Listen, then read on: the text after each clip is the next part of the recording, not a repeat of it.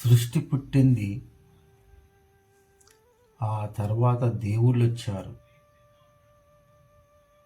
విష్ణువు, శివుడు, బ్రహ్మ లోకాన్ని నడిపించారు. కానీ మిత్రమా,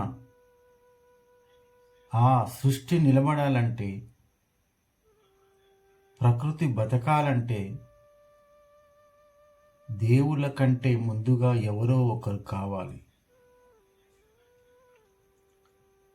ఆ ఒక్కరు ఎవరో తెలుసా?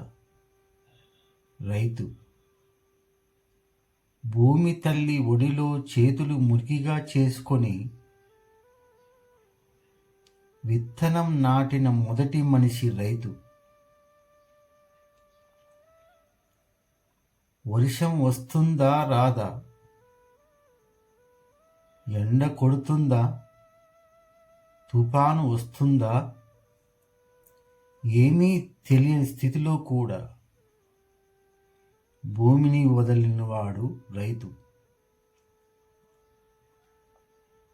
దేవుడు పూజ అడిగాడు, రైతు మాత్రం ఆకలి తీర్చాడు.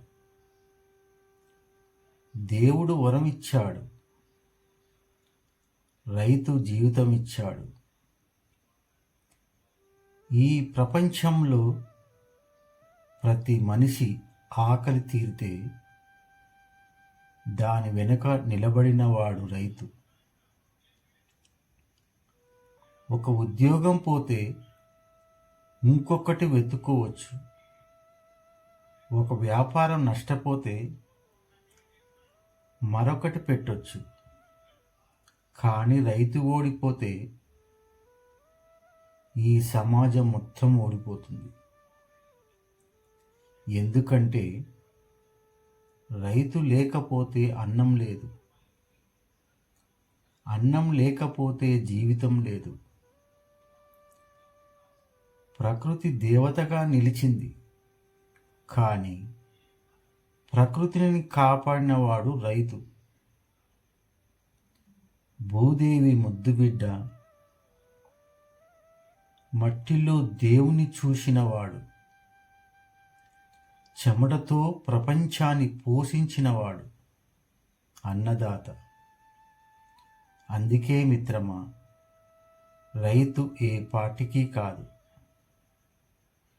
ఏ వ్యక్తికి కాదు, ఏ ప్రభుత్వానికి కాదు. రైతు ఈ ప్రపంచానికి చివరగా ఒక మాట. దేవుళ్ళు మనల్ని ఆశీర్వదిస్తే రైతు మనల్ని బతికిస్తాడు.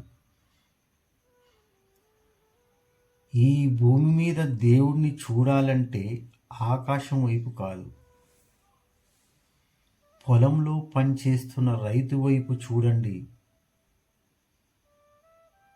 సుఖీ భవ రైతన్న. జై జవాన్, జై కిసాన్.